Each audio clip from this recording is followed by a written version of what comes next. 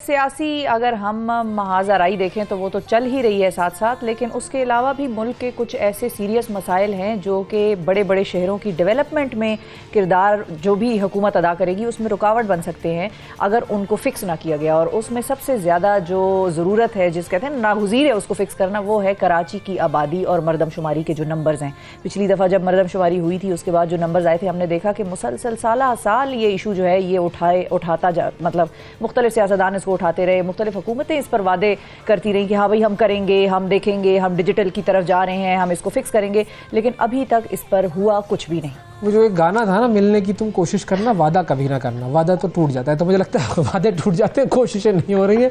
अब कहाँ तक ये मामला पहुँचा है, इस हवाले से हम बात करेंगे। MKM ने इस हवाले से खास तौर पर तहफ़्फ़ुज़ात का इज़हार किया है, बहुत ज़्यादा वोकल भी रहे हैं और सबसे ज़्यादा यूँ कहिए कि आवाज़ भी उठाई है। आज हमारे साथ MKM के सीनियर रहनुमा जनाब फारूक सत्तार साहब मौजूद हैं, उनसे इस हवाले से बात करते हैं। अस्सलाम वालेकुम सर। वालेकुम अस्सलाम। बहुत शुक्रिया sir. Good morning. Good morning. Issues बहुत सारे हैं और काफ़ी पुराने हैं। अब वो जो स्टेटस है उन इश्यूज़ का, वो कहाँ तक पहुँचा है? क्योंकि ज़ाहिर है आप लोगों की आवाज़ भी काफ़ी अरसे से उठ रही है और ये इशू आप लोगों के हुकूमत में होने और ना होने के दरमियान बस हवा में मुअल्लक रहता है।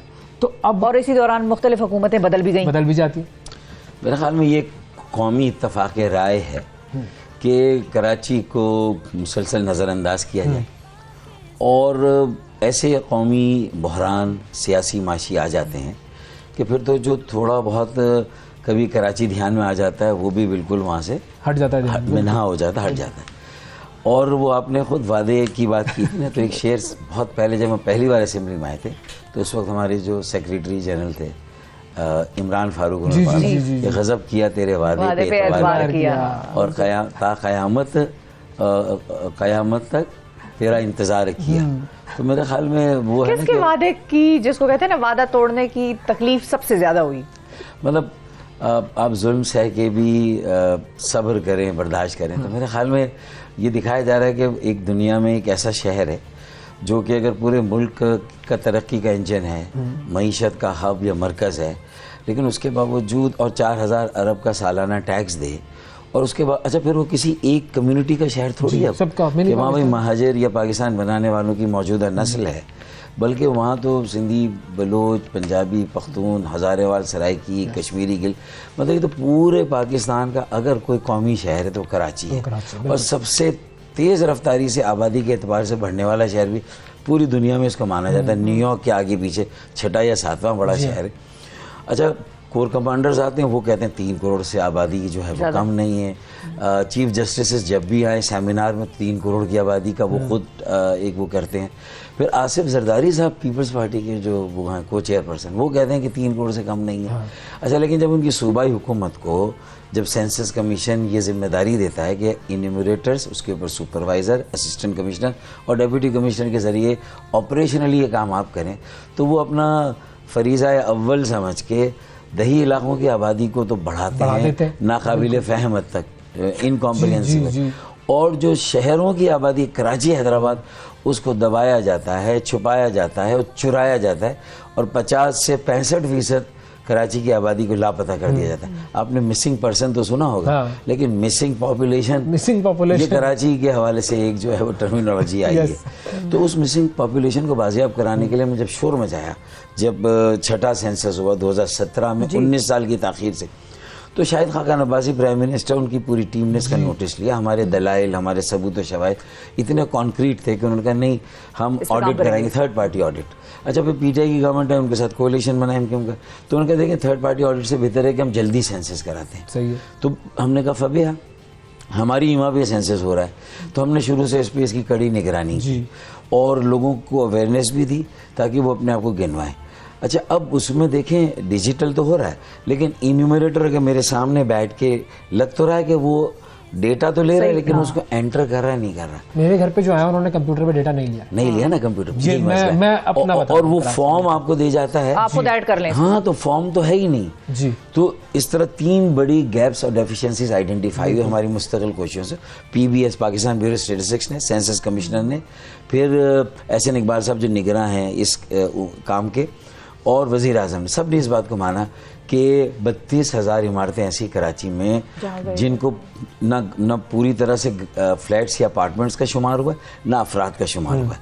और इसी तरीके से कच्ची आबादियाँ 4,000 हैं, वहाँ बड़ा गैप है, डेफिशिएंसी, ये उन्होंने खुद आइडेंटिफाई किया। और उसके बाद नई बस्तियाँ, गुलजार हिजरी स्कीम 33, 200 सोसाइटी सुपर हाईवे के इस तरफ, सुपर हाईवे के लेफ्ट पे अगर आप जाएं तो गुलशन मेमार है, फिर बहरिया टाउन है, वहाँ भी प्रॉपर जो है वो।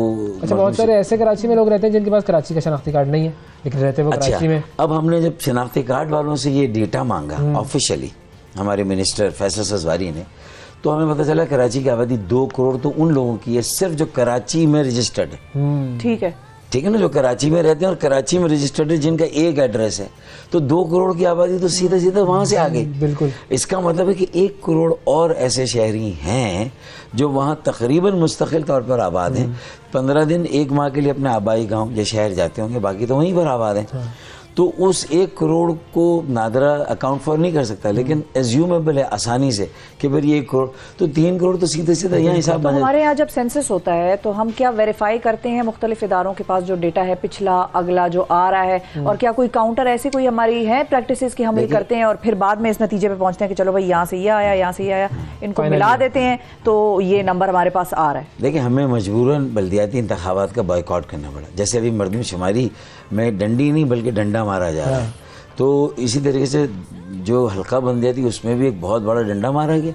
हम मजबूर हुए और हमने बॉयकॉट किया। फिर हमारी बात जब हमने रखी कि भाई उनके 15,000 वोटर पे हल्का है, हमारे 90,000 पे इतनी बड़ी डिस्क्रिमिनेशन, तो हुआ क्या कि उन्होंने माना और उसको तस्हीह करने के लिए 10A का नोटिफिकेशन निकाला इलेक्शन से 1 दिन पहले, जो कारगर साबित नहीं हुआ, लेकिन बाद में 50 हल्के बढ़ा दिए। हमारी बात सबूत व शवाहिद के साथ ही साबित हुई। इसी तरह जब हमने ये सारी बातें रखी तो उसके बाद ये सारी चीज़ें जब आइडेंटिफाई हुई और नादरा का ये डेटा आ गया जो हमने मंगाया। बाकी देखिए वहाँ और भी कंटेस्टेंट्स और कंटेंडर्स हैं ना कराची में, लेकिन वो बैनर तो लगा रहे हैं, लेकिन ये प्रैक्टिकल काम अगर किसी ने किया तो वो सिर्फ MQ पाकिस्तान ने किया। और उसके नतीजे में ये चीज़ें आई तो 2 करोड़ की आबादी तो नादरा मान रहा है कराची की, वो भी सिर्फ कराची में जो रजिस्टर्ड है कराची के उस पर, बाकी आप लगा लें। तो अब सुपारको को मुझे लगता है, और अब मुझे लगता है नादरा को भी, और मुझे लगता है डेमोग्राफर्स को भी साथ बिठाया जाए और वो ये सारी सिचुएशन बताए जो ट्रेंड्स हैं। अच्छा, एक तरफ यहाँ इतना सरप्राइज कि कराची में हाउस होल्ड 7% बढ़ते हैं, और कश्मीर में जो इंटीरियर सिंध में है वहाँ 38%, जैकबाबाद में 30%, लाड़काना में 30%। क्या कराची में, हैदराबाद में ऐसे सैलाब आ गए कि लोग यहाँ से मुंतकिल होकर वहाँ जा रहे हैं, या अल्लाह ना करे ज़लज़ला। देखिए 2005 के ज़लज़ले के बाद कराची में आबादी का मुंतकली हुई, इसी तरीके से 2010 और 11 के सैलाब के बाद यहाँ मुंतकली, और गुज़िश्ता सालों के अंदरून सिंध के सैलाब के नतीजे में आज तक वहाँ पानी जो है वो मौजूद है ज़मीनों पर, तो वहाँ से लोग आ गए। और मैटरनिटी होम्स भी कराची के भरे हुए हैं, मतलब माशाल्लाह से। जी हाँ, और रोजगार मईशत के लिए तो लोग वैसे ही आ रहे हैं। तो उसके बावजूद भी अगर उनको ना गिना जाए तो ये पाकिस्तान के खिलाफ डिससर्विस है। ये सिर्फ MQ में किसी एक तबके, एक बरादरी के लिए नहीं। जो हुकूमत थी जो इस वक्त, मतलब हुकूमत में तो आप भी हैं, लेकिन PMLN को हम अगर कहें या जो PDM की जो, देखिए अब इसमें बदनीयती भी वाजे हो गई है सूबाई हुकूमत की, पीपल्स पार्टी की सूबाई हुकूमत की। जिस तरह बल्दियाती हल्कों में उन्होंने पहले डंडा मारा, अब यहाँ भी मारा। अब इसको इतना बादस खराबी है बिस्यार, अब इतनी खराबी हो गई है कि उसमें से रेक्टिफिकेशन 100% नहीं हो सकता।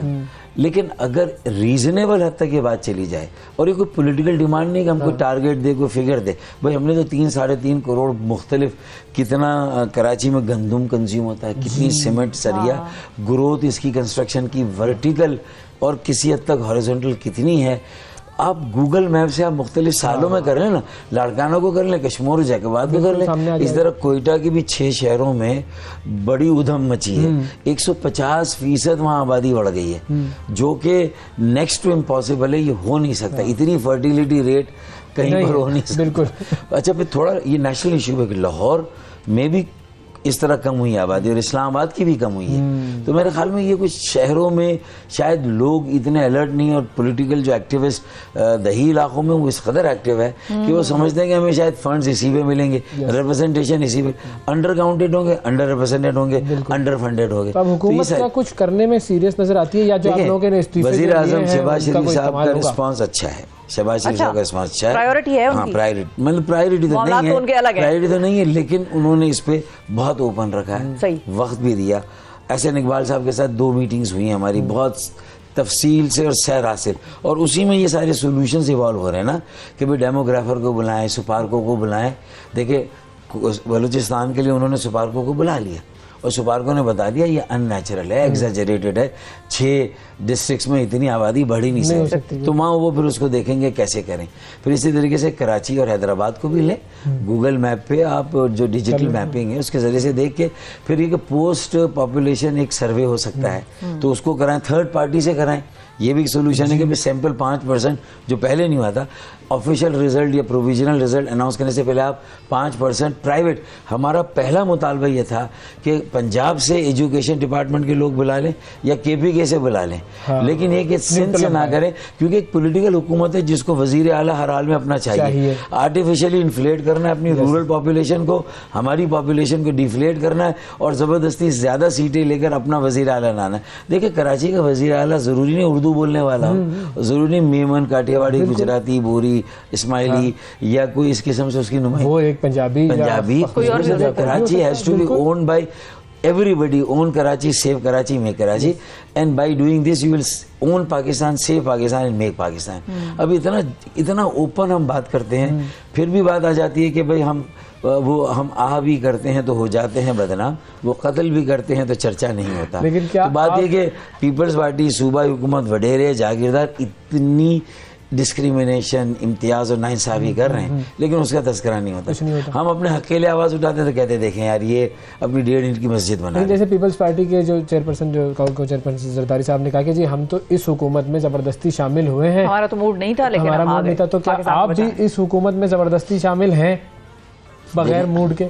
देखिए मैं जब ये हुकूमत में शामिल हुई मेरी एमक्यूएम, तो मैं उस वक्त एमक्यूएम का पार्ट नहीं था। जी। और मैंने उस वक्त इनको मशवरा दिया था कि ऐसा ना करें, बिल्कुल, थोड़ा सा ब्रेक लें, सांस लें सुकून से और सोचे क्या करना है। पीटीआई को छोड़ना था तो बहुत पहले छोड़ना था, वो वक्त छोड़ने का नहीं था, उसमें आपकी क्रेडिबिलिटी मुताबिक, तो ये बात तो है। लेकिन अब वो तो अगर आप पे होता तो आप पीटीआई के साथ रहते उस वक्त? नहीं, ना भी रहते हैं ना तो उससे बहुत पहले वजारतों का बोझ अलग कर देते और कहते हैं कि भाई हम आपकी ये लाइबिलिटी नहीं उठाएंगे, हम आपकी हुकूमत को डिस्टेबलाइज नहीं करेंगे और वोट ऑफ कॉन्फिडेंस में तो शायद आपके खिलाफ वोट नहीं डालेंगे, उसमें भी शायद गैर जानिबदार रहेंगे। ये किसी हद तक ये फार्मूला था, लेकिन अब मैं ओन करता हूँ जो पार्टी ने किया है और ज़ाहिर यहाँ से वे आउट किया। इस वक्त आपकी पार्टी ये कह रही है कि हम हुकूमत के साथ हैं और हर देखिए साथ हैं और जाहिर है कि हुकूमत को डिस्टेबलाइज नहीं करेंगे। देखिए वैसे भी अब इमरान खान या पीटीआई कोई वोट ऑफ कॉन्फिडेंस दे के ये 4 साल का उनका वबाल और जंजाल इन्होंने उठाया, तो क्या ये 1 साल का इनका वबाल और जंजाल पीटीआई नहीं उठाएगी ना? तो अब वोट ऑफ नो कॉन्फिडेंस तो कोई भी नहीं आ रहा, तो हम वजारतों में रहें ना रहें, हमारा कोई एक एक्शन ऐसा हो, कम से कम ये सवाल ज़रूर हो कि अब हमारा हुकूमत में रहने का जवाब क्या है कि जो हमसे वादे वईद 1 साल पहले हुए थे उसमें से एक भी पूरा, हल्का बंदियाँ थी, बल्दियाती इख्तियारात वसाइल थे, मरदमशुमारी थी और उसके साथ साथ मैं समझता हूँ कि जो इंफ्रास्ट्रक्चर की डेवलपमेंट, K4 और जो कहते हैं कि सर्कुलर ट्रेन और बाकी सीवरेज और जो सैनिटेशन को रीवैम्प और मॉडर्नाइजेशन, कुछ भी नहीं हुआ। कहीं और रोजगार हमारा जाली डोमिसाइल पे रोजगार मिलता है, कराची के डोमिसाइल वालों को नहीं। कहीं ऐसा तो नहीं है कि आप लोगों का एक शिकवा हमेशा सामने आता है कि जिस पॉलिटिकल पार्टी के साथ आप ज्वाइन करते हैं वो आप लोगों को दगा देती है और आप लोगों के साथ एक गेम कर जाती है, हमेशा ये होता है, फिर आप लोग इस्तीफे भी बार सामने आते हैं, फिर आप लोग हुकूमत छोड़ते भी हैं, अपनी आवाज़ भी बुलंद करते रहते हैं। कहीं ऐसा तो नहीं है कि वो पॉलिटिकल पार्टीज़ ना करती हो, इतना इस्टेब्लिशमेंट आप लोगों से खुश ना हो और हमेशा आप लोगों के साथ वो गेम कर जाती हो? मैं समझता हूँ कि ये पॉलिटिकल पार्टीज़ की कमज़ोरी तो होगी ना कि वो अपने डोमेन और अपने एरिना में किसी को स्पेस दें। अभी भी देखें ना, सुप्रीम कोर्ट को आपकी स्पेस लेनी पड़ी। अगर आप मेच्योरिटी का मुजाहरा करते हैं, भाई अगर मेरी हुकूमत कायम है तो मेरी असम्बलियाँ भी 5 साल चलेंगी। अब चूँकि मेरी हुकूमत आपने हटा दी तो कम से कम मैं अपनी 2 असम्बलियाँ भी, इसका मतलब है कि गिरोही, जमाती और सियासी मफादात हावी हो जाते हैं। भाई अवाम ने तो 5 साल का मैंडेट दिया था, ठीक है ना, ठीक है आपकी हुकूमत 5 साल चलती, अच्छा था, ये इन्होंने गलती की, पॉलिटिकल ब्लंडर किया। तो मेरे ख्याल में इस्टेब्लिशमेंट को तो आपके डोमेन में आने का मौका तभी मिलेगा ना कि तब आप उसको स्पेस देंगे, और सुप्रीम कोर्ट को भी आपने स्पेस दी।